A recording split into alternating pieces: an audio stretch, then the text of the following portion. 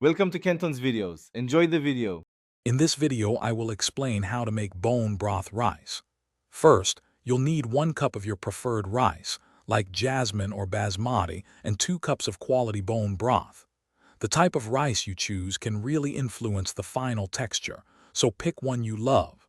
Using good bone broth is key for a rich, savory taste.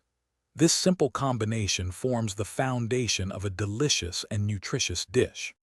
Now let's get cooking. Begin by rinsing your rice under cold water until the water runs clear.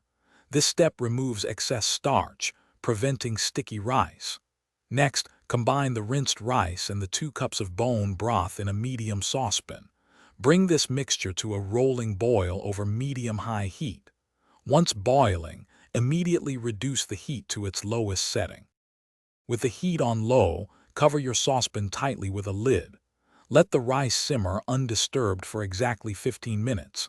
It's crucial not to lift the lid during this time, as it traps the steam needed for perfect cooking.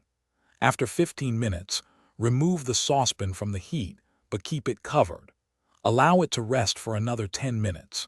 This resting period helps the grains fully absorb the liquid and become fluffy. Finally, it's time to enjoy your delicious bone broth rice. Gently fluff the rice with a fork to separate the grains before serving. This flavorful and nutritious side dish pairs wonderfully with almost any meal, adding a rich depth of flavor. You can also customize it with herbs or a pat of butter.